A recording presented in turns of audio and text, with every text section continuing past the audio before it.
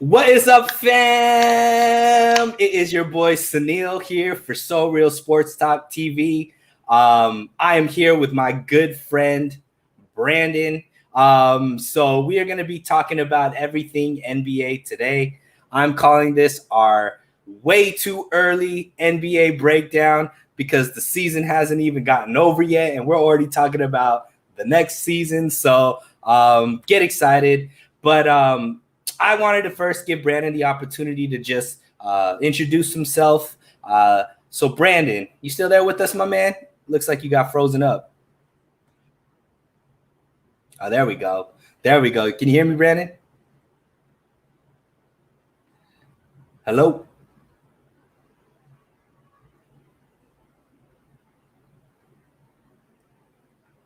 Branden. We having some technical difficulties. What happened? All right, there we go. I heard some Branden. We still there, Branden?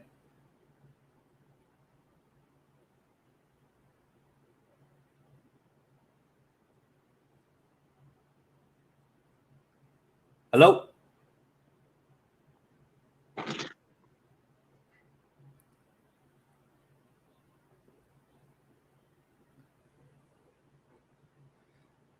All right, cool. So we having some technical difficulties. I think Branden's gonna hop back out and hop back in. It's cool. We're just gonna start it back over in a second, guys.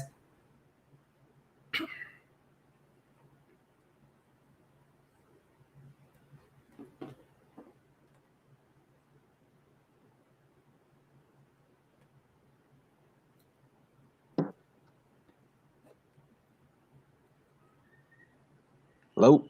Yep, Branden, do we got you?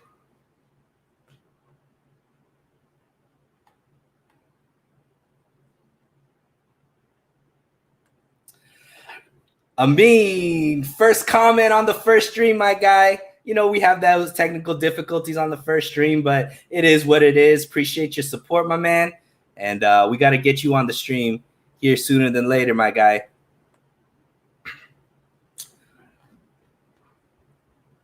So let's see if we could get Branden back. There we go. There's that pretty face. All good, my man. Hey, you know the first one's always going to have some difficulties, but it is what it is. That's what we do here in Big J journalism. We just roll with the punches, my man. Hey, man. I mean, that's what always happens to me whenever I'm doing my pod. Anyways, we've always got some kind of technical difficulty. So I apologize. It's probably just me bringing it to you. Nah, you all good, my man. So for those of you that don't know Branden's a really good friend of mine. We grew up together, and I wanted to have him on to talk about, you know, the NBA just because I really respect his takes. Even though he's a Laker hater, that's actually why I enjoy his takes because from what I know about Branden, he doesn't really have a favorite team. He more follows players. So what that does is kind of give him the opportunity to see things from a bigger perspective. So Branden, what I wanted to do is just give you a time to kind of speak about your relationship with basketball and the NBA and kind of what got you into the sport altogether. I mean, shoot. So I think I really got into basketball, you know, as a kid during that Jordan era. Even though I didn't root for Jordan, I always wanted to see him lose. I was never a big fan of like of the so-called best player in the league at the time. You know what I mean?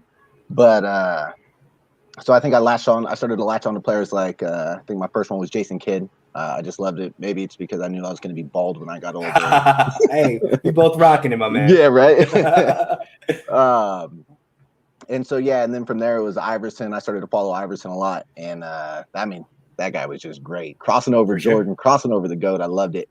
And then from there, it just became Chris Paul. I mean, that guy is just a genius on the basketball court. The things that he does, the way that he thinks about the game, not in terms of just always playing, but also like working the rules of the game and everything he can to get it the best advantage possible. So nice, man. It seems like big point guard fan. It looks like. Mm-hmm. Even though I'm a terrible point guard, I have aspirations to try and be a point.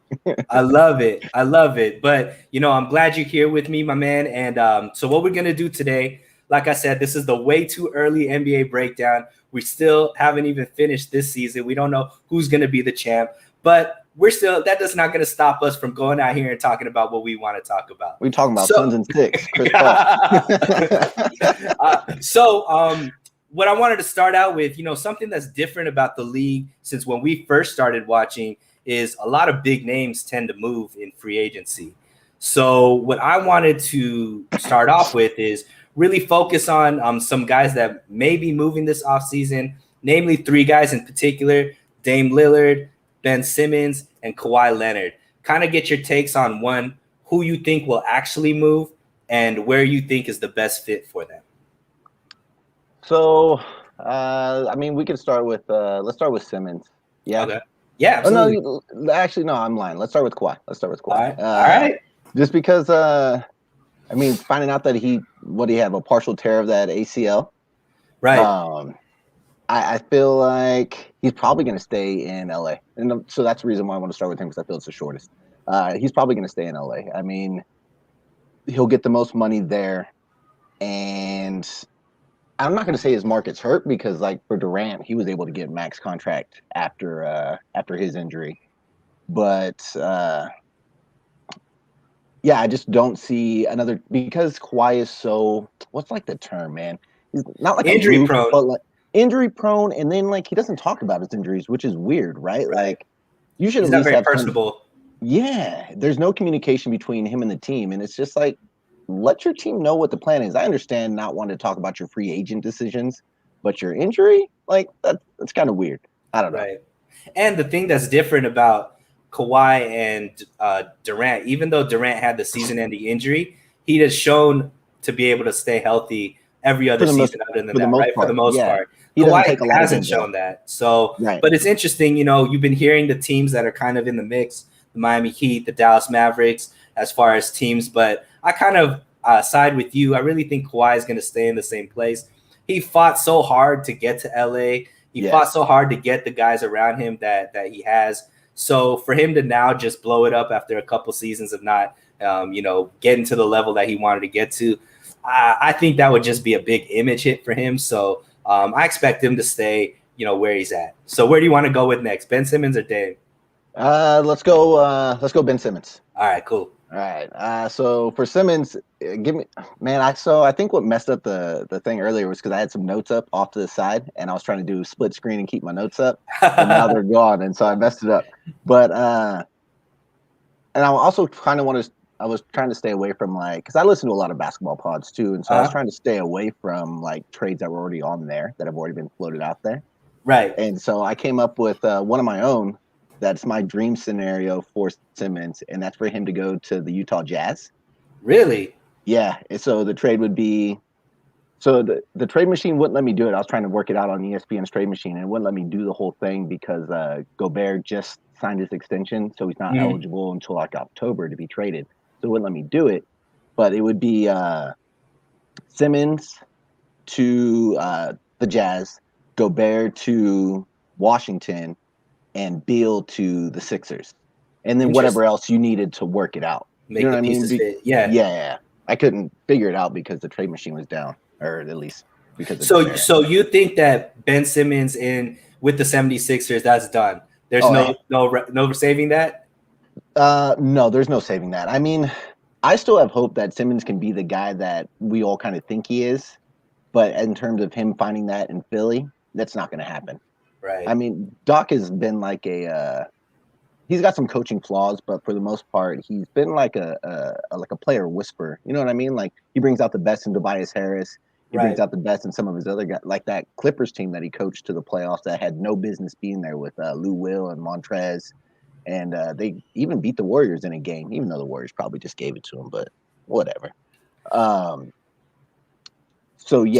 Simmons has to get out of there. He has to get out of Philly for his own mental health. So what do you think it is about Ben Simmons? Obviously he's 24 years old, defensive stud, is when he's aggressive, pretty unstoppable going to the hoop, really great vision. But for some reason, he just always chokes in the playoffs when they need him the most. What is it about him? What is it about his game? It clearly seems like a confidence thing, but what do you think needs to change? And why do you think Utah would be where he's able to, make things happen? Well, so I think Utah, just because he's similar to Gobert in that he was he was the runner-up for the defensive player of the year, right? Right. But he can actually guard on the perimeter. So if you can move Gobert out, who is unplayable in the playoffs, like when teams go small against him, it's just you can't play him anymore because he doesn't try to punish you inside. But at least Simmons will theoretically, hopefully, if he can get back to it, consistently try to get points inside. He just get a rebound and take it the length of the court and try to do something with it. But that confidence thing, though, that's the only thing he's got to overcome, because if he's still going to be scared, then I don't really know if there's any place that's good for him. Right. Especially at that kind of value, like basically getting Beal for him. Like, that's just feels like a lot, even though I'm not a big Beal fan. Amin the Dream doesn't agree with you. He thinks that Ben's going to be on the Shanghai Sharks next year with his teammate Kyle Kuzma. I think that's really harsh. Ben Simmons is, an all-star. He is 24 years old, still in his prime. Not even in his prime probably yet. But I think that he was just given the crown before he actually earned it, which is why I think he comes in as overrated. Now, when it comes to Ben Simmons, I actually believe that he should stop being just a point guard and start being focused more on a point forward, because he's not going to be a great shooter no matter where he goes, right? But he can become a better shooter if he has the right pieces around him. And to me, I think I look at him more. Everybody said he's more Magic. I think he's more Draymond Green. And I think a great fit with him would actually be in Golden State. Maybe make a trade to get, they have 2 lottery picks, maybe one of the lottery picks, a Wiggins and a Draymond, ship them to the 76ers in return for Ben Simmons and, maybe one of their guards or something to be there. And I think, if Ben Simmons is surrounded by guys like Steph, Clay, if they re-sign Oubre, who knows? But if they play Ben Simmons at the 4, really have him focused on playing defense and being that point forward to keep the ball out of Steph's hands when he's, resting and things of that nature, I think that's the fit. And the Warriors, I think, would become an instant title favorite just because they get the younger, more healthy version of Draymond in Ben Simmons. And if anybody's going to help you learn how to shoot, it's going to be the Splash Brothers. So for me, I think that's where he needs to go. What do you think about that trade? No, absolutely. I like the fit for him on the Warriors. I actually think Simmons' best position would be more like a Giannis role. You know what I mean? Like playing the 4-5. Like that's it. Like he shouldn't be the point guard anymore. But for the Warriors, my only thought was the Sixers aren't doing that. They don't want Draymond back. Because I feel like the Sixers wouldn't want a guy who is not going to help them space the floor. You know what I mean? Like, so I don't feel that trade helps the Sixers at all. So I don't see why the Sixers would do it. Even if you're getting a draft pick back, even if it's a young guy, you know what I mean? Like, well, I think they have the 7th pick. I think the 7th pick you can definitely they have get. like 7 and 14, I think. Yeah. So if they give up the 7th pick, I think you could get, a good guard probably out of the draft in the top 7. That would be at least a rotation piece. And I don't know, man. I mean, the pieces need to fit. Obviously, we're doing things off the cuff, but I think more that would just be a great landing spot for Ben Simmons. Whatever the Warriors need to throw in to take it to them, I think that would be good. And it gives them, in case Clay doesn't come back all the way healthy, it gives them somebody that could guard that best wing player, because Curry's not going to be able to do that. Yeah. So one of the trades I keep hearing on like sports pods and stuff is Dame to the Warriors. Well, it's mostly Ben Simmons that talks about it, but Dame to the Warriors. And I just can't see that. Like, I can't see. Granted, I'd love to see Steph and Dame on the same team, just bombing away from like everywhere the whole game. And then if Clay's healthy and back to being Clay, like that'd be an unstoppable offensive force. But who are they guarding? Like the biggest problem with Dame in Portland is CJ's next to him, and he's too small to guard anybody else. So like that, I feel like that's what hurts there. And that's a great segue, because the next person I was going to ask you about is Dame, who I think is the most prized and coveted, potential trade on the market right now. Do you think that he should leave Portland, one? And if you do, or if he does leave Portland, where do you think is the best fit for him? So I don't think he should leave Portland. Unless, I mean, because he's always said, like, he's been that guy that's like, no, I'm a warrior. I'm staying here. I don't want to, I'm not getting help. I'll do it with what I have here. This is where I'm at. This is where I'm going to do it. So for those reasons, I don't want him to leave because there's not guys like that anymore, right? Like you said it at the top, guys are just moving around all the time, and that really didn't happen back in the days, Right. As in terms of like best fit though, I'd really like to see him with Philly, or one of the Philly guys, right? Like even if so, another trade that I had thought up too was CJ for Ben Simmons, and then let Simmons play their center. You got to move Nurk somewhere. I tried to work it into Charlotte. You got to move Nurk somewhere, and then let Simmons be your center. And then if you can keep Covington, Norman Powell, and I don't know who else you can get there for the wing, but somebody else, right? Like I think that's a pretty solid squad there for Dame. He'll finally have somebody that is a legit defender that can cover everything, and then he can just be Dame the whole time, which is what he's been really good at. Yeah, I mean, it seems like the writing's on the wall. I think Brian Windhorst put out an article saying that Dame, might be actually asking for a trade here pretty soon. He seems to be, he's with Team USA right now. It seems like that's the new breeding ground for pairing up the new teammates and things of that nature. I personally, and maybe it's just because I'm a Lakers fan, I think somehow if he could get to the Lakers, that would be an amazing fit. And I think the Lakers would have to give up Anthony Davis in that trade. But I think that would actually be probably the best that Portland could get, getting a guy like Anthony Davis. Absolutely. And I think the Lakers need to look at it and say, we only have a couple more years of prime LeBron where he could actually, be the best player on a team. And I don't think Anthony Davis is going to be able to stay healthy long enough to really maximize what LeBron is. Bring in Dame. He's a little bit older than Anthony Davis, but still young in his prime. Doesn't take a lot of damage. Probably one of those guys that could play well into his career, just like Chris Paul has been doing, and still be effective. He could be the transition from LeBron, and he's a player that other big stars would actually come and play with. And that's how the Lakers really build their team. It's going to be getting that next splash and all that kind of stuff. That's kind of like a hoop dream. I don't know if it's going to happen because I doubt the Portland Trailblazers are going to trade him in the same conference. But, I think that'd be the best fit for Dame. What do you think about Dame to the Lakers?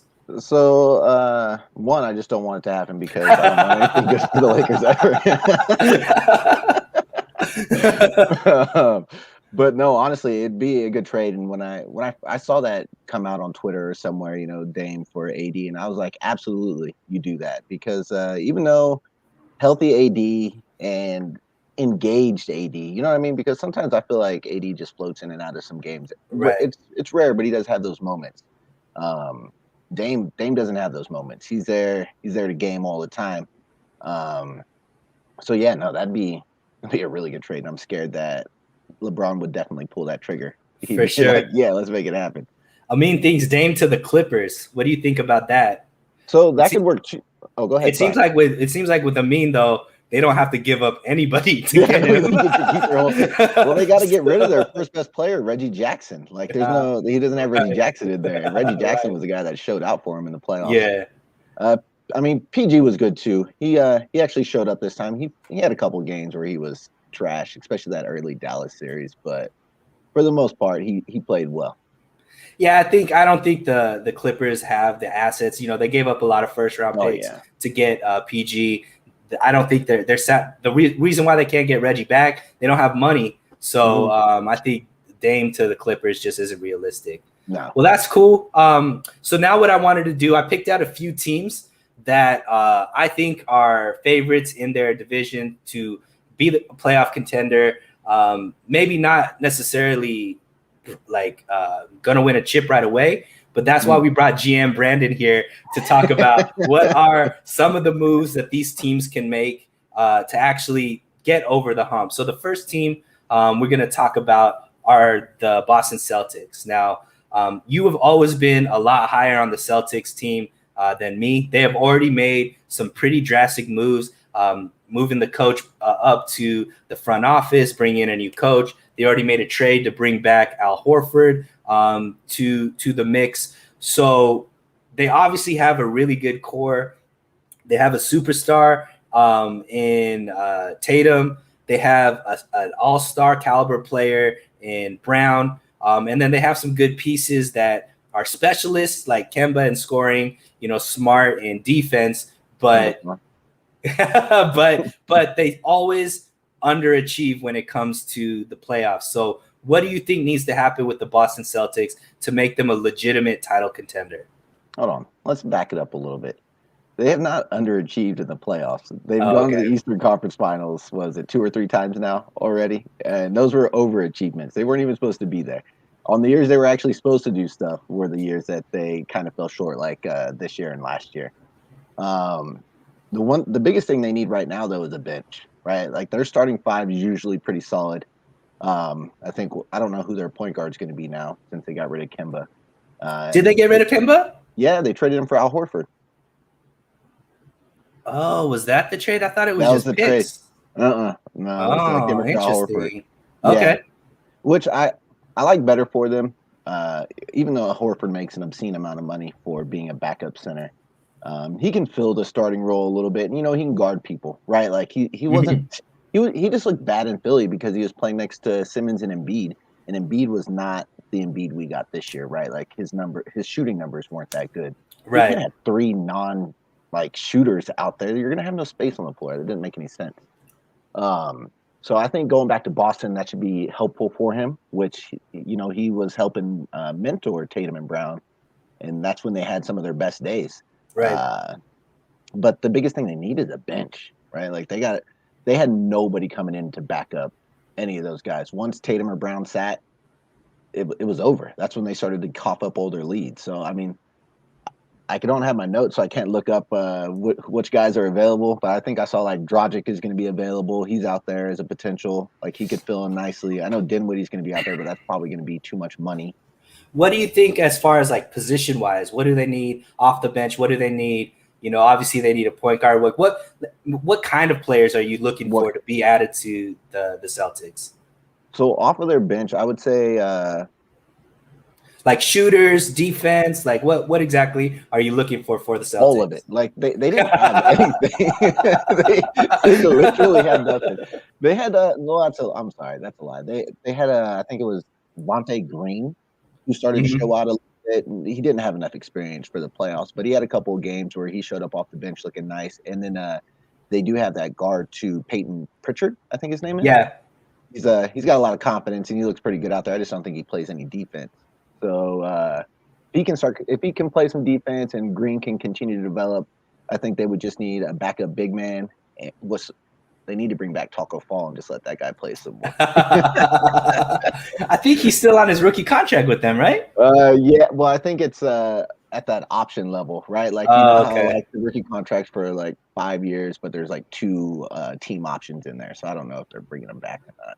So I think the Celtics are pretty far away from actually being able to contend. And the reason is not only the makeup of their team, but also what else is there in the East, right? So you have obviously the 76ers, which I think are, a piece of that are going to make some big moves this offseason that are going to change the dynamic of that team.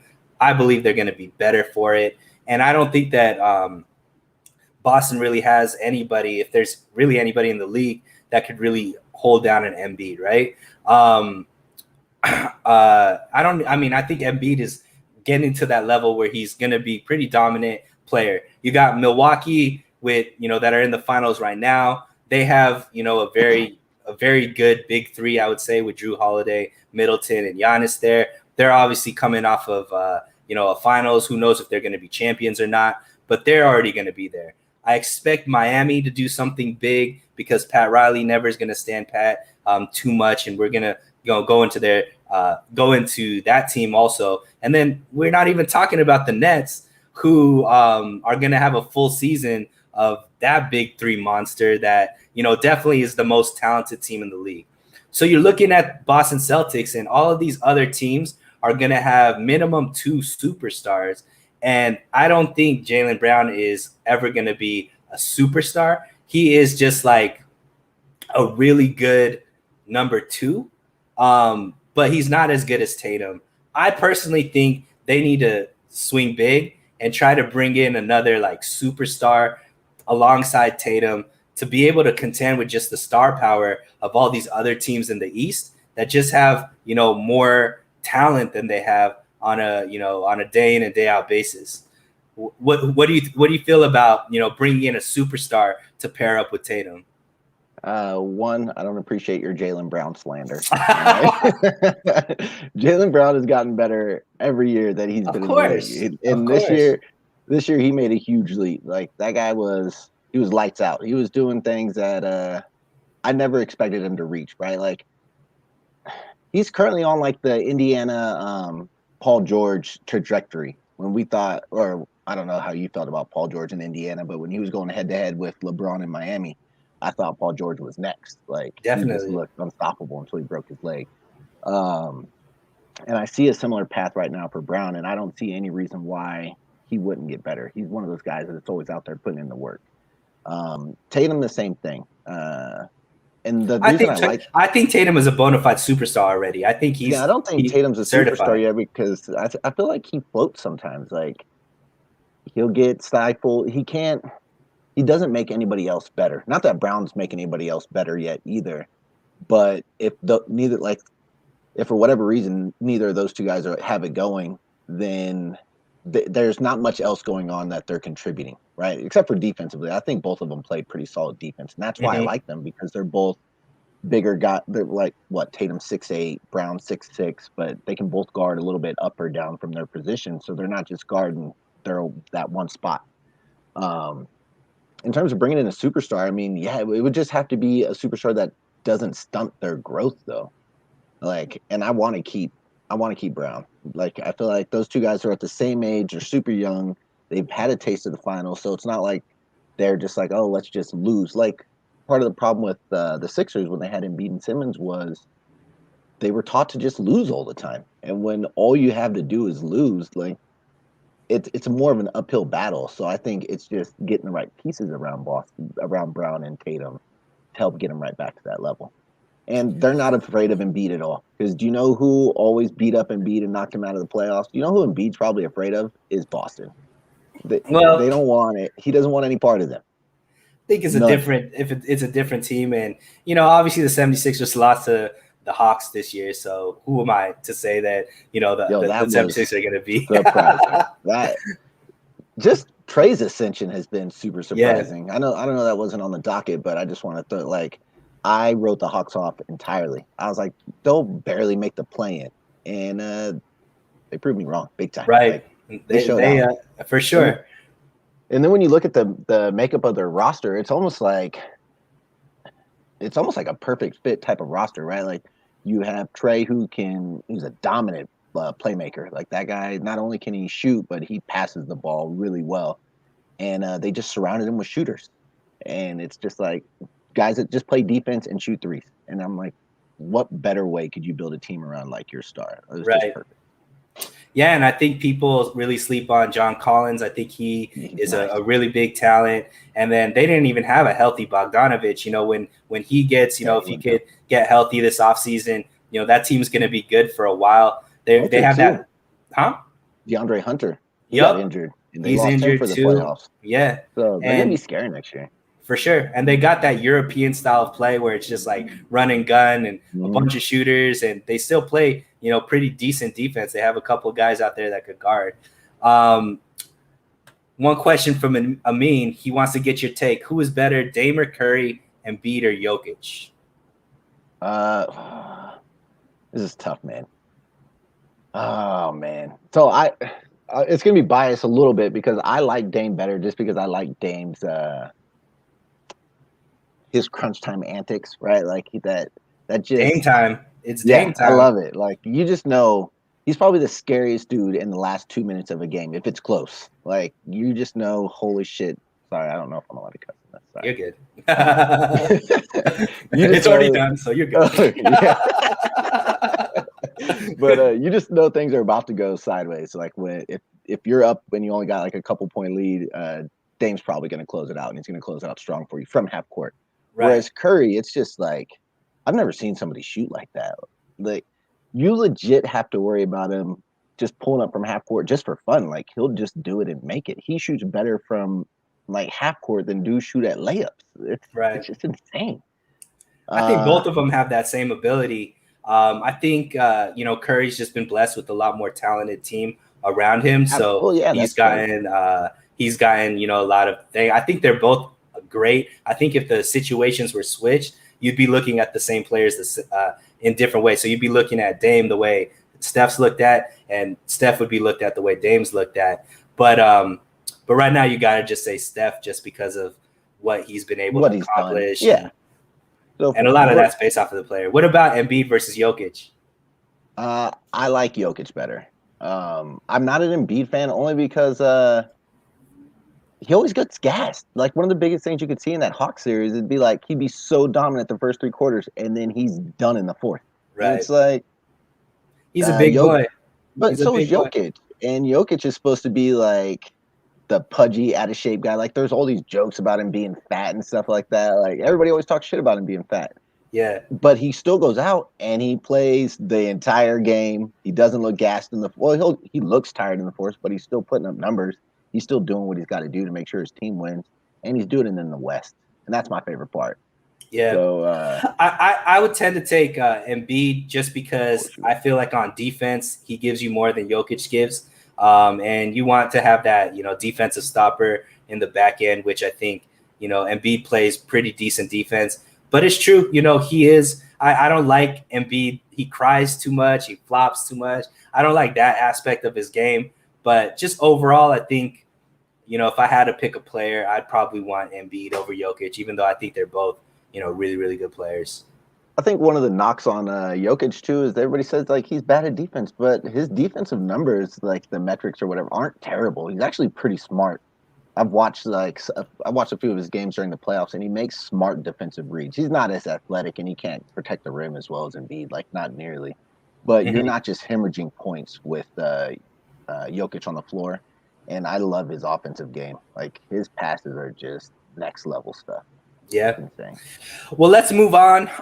The next team is going to be the Miami Heat. So we all know they're a year removed from the NBA Finals. Pat Riley obviously is a mover and shaker. He is somebody who will always take a big swing to try to bring somebody in. They tried to make a move this season with Victor Oladipo. Unfortunately, he got injured, so that didn't work. But they have the core of obviously Jimmy Butler and Bam Adebayo. And then they have some good pieces around them in Duncan Robinson, Tyler Herro, Kendrick Nunn. But what do you think the Miami Heat need to move back into the championship picture? And what do you think they need to start doing? So the first thing they're going to have to do for sure is bring back Duncan Robinson, because he's a free agent this year. Mm-hmm. That's probably going to be pretty costly, because he does the one thing that everybody in the NBA wants, and that's knockdown 3-point shooting. Right. The other thing they need to do is get somebody who can create besides Jimmy. I mean, I love Butler. Oh my God. I always liked him, but watching what he did in the bubble was next level. And but if he's your only person that can create his own shot, which Bam's getting there, he's not quite there yet. They need somebody else that can create buckets for him. And Dragic, I feel like he's not always healthy either. You can't always 100% depend on him. But he's a free agent too, so who knows if they're going to even have him next year. There's a couple I think they need a solid point guard. That's what they're missing. And there's 2 guys that are going to be unrestricted free agents that I think the Miami Heat are going to be very interested in. One is Kyle Lowry, and the other is Mike Conley Jr. So either of those players I think would be a tremendous asset to the Miami Heat, because I think I'm with you as far as Jimmy Butler can't do as much as he's doing and still be effective in the fourth quarter where they really need him to be Jimmy buckets, right? There's just too much on his shoulders throughout the game. So I think, one of those 2 point guards are people that they could probably sign that may come at a cheaper deal, because obviously Florida has no income tax, as well as, they're going to be part of a contender and play for a guy like Pat Riley, who older players tend to like to play for. I think that'd be a good fit. What do you think about a guy like Kyle Lowry or a guy like Mike Conley Jr.? How would they fit with the Miami Heat?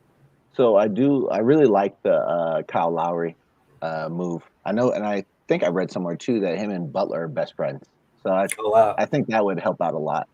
Um, and I just like Lowry's game too. You know what I mean? Like that guy's a warrior. He's like he's a much better version of like Pat Beverly, and I don't even like to compare him to Pat Beverly. I'm not saying they're on the same plane, but you right, know how like Beverly just doesn't quit. Like he's always out there. He's trying. He's going to do whatever he can to try to play defense, get the win. He's got all that intensity.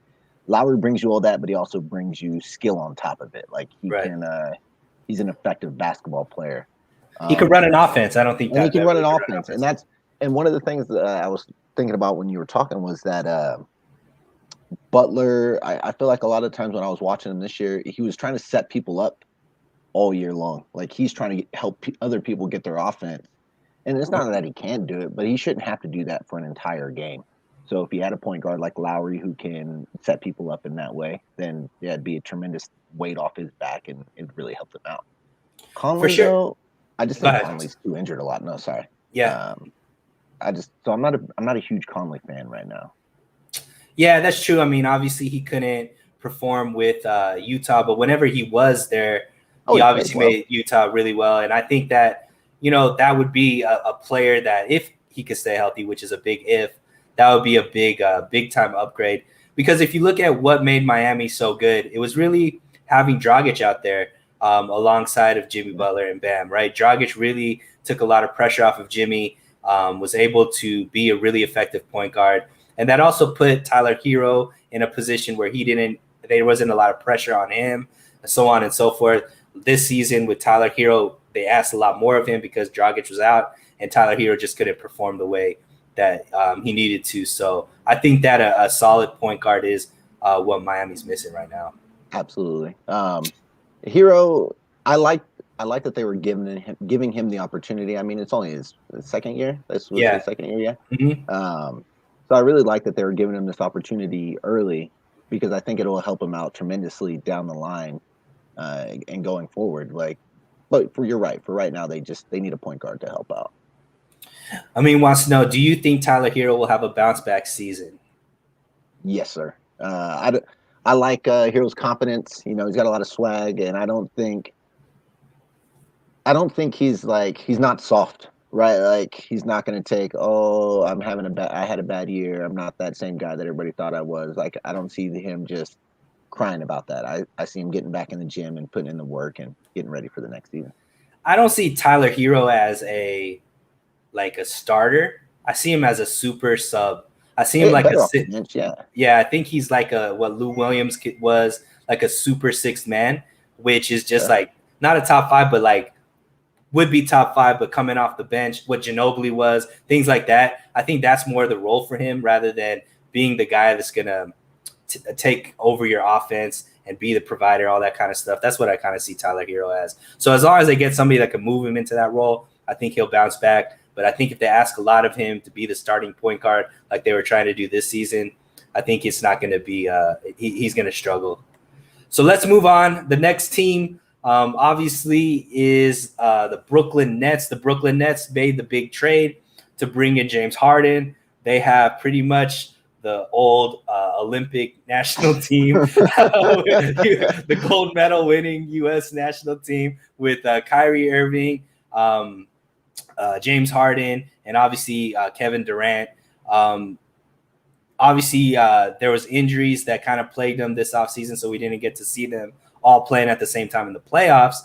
But we are expecting them all to be healthy coming up next season. What do you think the Nets need to do, if they need to do anything, to be in championship contention? Honestly, nothing. If they have those three guys and then whoever you put around them, it's a wrap. That even seeing them a little bit in the playoffs, it was one of the scariest things. I was like, there's no point in even playing now. It's over. And I'm honestly not a big fan of any of those guys. Like at all. So wasn't rooting for injuries for them, but I'm glad they didn't get to. You weren't mad that they underachieved. Yeah, no, not in the slightest. Especially like because I was a Blake. I still am a Blake Griffin fan. To see him go there and start balling out again too, I was like, "Damn you, Blake! Like, come on! Should have been that wash guy you were in Detroit. You know what I mean? Like, I think that's what the Nets are gonna become. They're gonna become that destination where they get vets coming in on the the minimum contracts, kind of what the Lakers used to be when they had Shaq and Kobe, where older guys that are chasing a ring are gonna come to. So they're gonna get a lot of vet minimum guys that still have a little bit left in the tank. right. The scary thing about the Nets is they played a little bit of defense, and when they're playing defense, that's an impossible team to beat because there's no way you're going to contend with them in offense, right? But if they could stop you, that's going to be pretty difficult to beat. So no, yeah, I 100% agree, and I think I heard it earlier in the season. I don't know if it was like a quote from Nash or just a quote from like somebody close to like the Nets organization, and they were saying something like, as long as the Nets keep it close, they really only have to play defense for about 5 to 10 minutes, and it's something these guys are capable of doing. And with their offensive firepower, they can definitely keep it close, and then they can play. Then they can. it's like what you would do in like 2K or something if you're trying to like overstack your team, and that's literally what the Nets are. I can't believe they're pulling it off, and like just three dudes that are like 30-point per game scores. Like, I think even Kyrie's averaged like somewhere close to 30, if not more. Like all these guys have done it. They've won scoring titles. It's just insane. It's just I'm with you. I don't think they need to make too many moves. I think Steve Nash a year into a year more experience probably will make some better decisions than he did in the playoffs. I'm sure they'll manage the whole season a little bit different to really make sure these guys stay healthy, because the biggest problem with the Nets is Kyrie Irving is injury prone. James Harden, always is nicked up here and there, and really being able to manage these guys to make sure they're fresh in the playoffs. But if they're fresh and healthy in the playoffs, you could put anybody on that team, and they're gonna be pretty dominant. I feel like this was the first season though that Harden was really injured like this, which was kind of strange. That almost feels like basketball karma, which I'm sure I've probably heard somebody say somewhere.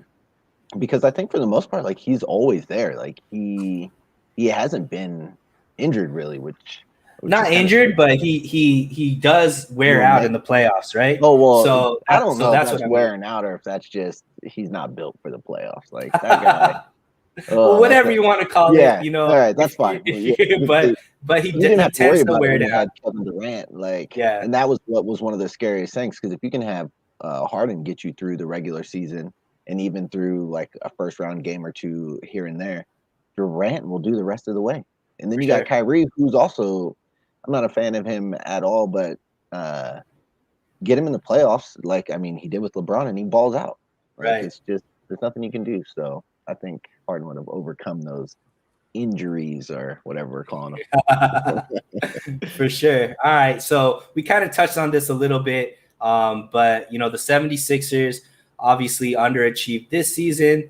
They made a big move last season to hire Doc Rivers. Right now they have Ben Simmons, Joel Embiid, Tobias Harris. They have some good guys. I know you're big on Tybal, as a piece there. I think Seth Curry did a great job as a shooter for them as well. They drafted a guy in Maxey who seems like he's going to be, a good piece, a rotation piece there as well. But we both think Ben Simmons is going to be traded. So what do you think that they need to do as far as elevate their game? What kind of pieces do they need to really move into that upper echelon and be back into the championship contention? Well, I think they just need another scorer next to Embiid. For whatever reason, Harris can't be your number two. I don't know what's going. He's like the new version of like Carmelo, right? Like he's not as good as Carmelo, but he's just He's not consistent enough. Yeah, just not an. Whereas Melo was, but like their games are similar. Like they just want to try to pound the ball, like dribble it into the dirt, take a little mid-range jumper. Right. Which you need those mid-range shots, but you need them consistently all the time. And like you said, Harris isn't doing that consistently. So a guard like Beal, Dame. I even like everybody keeps saying like Dame for Simmons. I wouldn't even mind seeing CJ for Simmons, right? Because I feel like CJ doesn't get enough credit in terms of the fact that like when Dame's not there, he's a solid point guard. Like he distributes the ball well. He always plays the same type of game like Bill would do in Washington when Bill was by himself. Like he'd get his assists but still get his points at the same time. Right. So. I think it's important that the 76ers, whomever they end up trading Ben Simmons for, get a two-way player. Because I think the problem with the 76ers right now is outside of Embiid and Tobias Harris, everybody else is a specialist on one side of the ball. Like, even though you like Tybal, he's not a huge offensive guy. No. Seth Curry, obviously, is a great shooter, but he's not a great defensive guy. So they always have one or two players on the on the floor that are weaknesses. And they always have, and Doc Rivers isn't the best at adjustments. He's not the best at like the X's and O's. He's just more like managing egos and things of that nature. And there's too many X's and O's moves as far as like matchups and things of that nature that are just too many question marks on the 76ers. I really like when you said Bradley Beal, because that's somebody who can play both offense and defense at a very high level, that can stay on the floor no matter what the matchup is, no matter what team they're playing, no matter what time of the game. And that was kind of, I think, the biggest issue with the 76ers is they have some really great talent, but all specialists, not enough well-rounded players. So I think that's what they really need to find. If it is a Beal or, even like a guy like Dame, I think would be awesome just because of offensive stuff. But I think they'll still be, having those matchup issues with defense because they just don't have enough guys that could play both ways. So that's my take on the 76ers. Let us move on to the West. So the first team we're going to go over is the Clippers. Now, the Clippers have been championship favorites ever since PG and Kawhi have gotten there 2 years ago. And each year, last year they kind of, they disappointed with the giving up the 3-1 lead, and Luka was Luka and brought him back. This year they at least made it to the conference finals, which is the biggest step that the other team in LA has ever made in their history. Obviously, I think we both know the biggest thing they need is a point guard. But what kind of moves do you think the Clippers need to solidify themselves as a favorite in the West? I'm not even sure how possible it's going to be now with Kawhi, because they're saying he's probably going to be out for the entire year. So really? Oh, yeah. Wow. So without him, I don't know that they can. I don't even know if they can replicate what they did this year, especially if they're not going to be able to bring back Reggie Jackson. I don't know how much money they're going to have because they paid like $40 million to Kennard, $60 million to the wrong Morris twin. I mean, the Lakers, I don't know how they were able to sign the other Morris twin for the minimum, get the same amount of production that the Clippers got out of third Morris twin, Marcus. Yeah, Marcus for $60 million. Like, that's just highway robbery. And also, I'm a closet Clipper fan, and so that really hurt my heart when I saw that. Those were the moves they were making. And then Kennard can't even come off the bench. Right, and they got Ibaka still there, who's making like $9 million, who should come back. I really like their center right now that used to be a Laker. Zubac? His name's Zubac. I like him. I mean, I think he's a piece. I don't think he's a star or even a starter. He should be coming off the bench. Ibaka will probably be the starter, if he could stay healthy. But I think there's some guys that they could bring in free agency that might not be as expensive as a Reggie Jackson. And one of the guys that I'm eyeing for them used to play in LA, which is Lonzo Ball. Lonzo is going to be an unrestricted free agent. I don't think he's going to really be able to demand a lot of money in the in the free market just because he hasn't played extremely well, no matter where he's gone. And I think, if he signs like a short-term deal, a 1 or 2 year deal, just to prove that he could, play and then really try to make big money, he could be somebody who can play defense on whatever the guard is, but also stretch the floor a little bit, be able to run the offense outside of Paul George and Kawhi. Now, obviously, if Kawhi is gone for the season, who knows if they could do anything. Maybe they just give up on this season and try to save as much money as possible, generate some draft picks, so on and so forth. But let's assume Kawhi is healthy. What do you think they need to take this team to the next level? Take the next step. So I do agree with you. It's got to be a point guard. They need somebody who can replicate what Reggie Jackson did, which it's a couple. A guy we didn't mention who will be a restricted or an unrestricted free agent this year is Spencer Dinwiddie. Mm-hmm. He could be nice for them because I feel like he could do a lot of those similar things. The only thing I don't like about Lonzo Ball for that fit is Reggie Jackson wasn't afraid to take shots. Right, Lonzo sometimes won't take shots. He's looking more to set people up. Right, which is not going to help them when Paul George is going into one of his funks or if Kawhi's out. Like they need a guy that can score and produce. So let's see, Dinwiddie. I mean, we've said Dragic. I mean, he would be a good fit there. Even Conley or Lowry could also be good fits there too. Right. I think that, like you said, they're going to be kind of hamstrung with how much they could actually pay anybody. But, Clippers really got to do something because they talk so much mess in LA.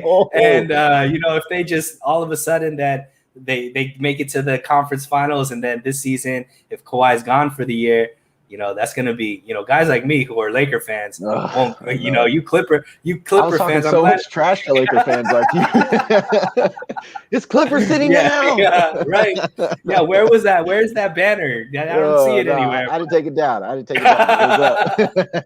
Got you. And to segue to the real team in LA, let's talk about the Los Angeles Lakers. So obviously, the Lakers are 1 year removed from the champions. They are still the champions until somebody is crowned, in the next couple of days here between the Suns and Milwaukee. But I think the Lakers are actually in a little bit of trouble.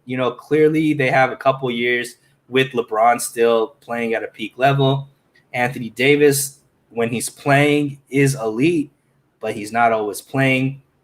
They brought in so many shooters that just weren't shooting the ball well when they needed to.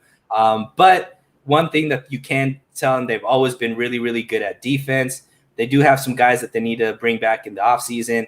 Once again, another team that doesn't have a lot of flexibility as far as roster, as far as paying guys. I think they only have the mid-level exception. And Schroeder is going to be a free agent. Alex Caruso is going to be a free agent. So I know this is going to hurt your soul, and you really don't want to give any advice as far as how the Lakers could be good. But let us take our emotions out of it, Branden, and just being GM Branden, and you are the GM of the Lakers. What are you doing to bring this team back into the championship and winning another title? So the first thing I'm doing, right, is bringing back THT, Taylor Horton Tucker, and Alex Caruso.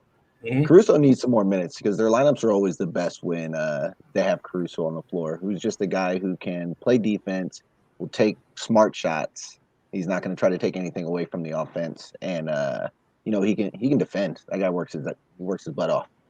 So they need to bring back those two guys. THT to just come off the bench, right? Like a solid guy off their bench. I think he's going to develop into a good young piece.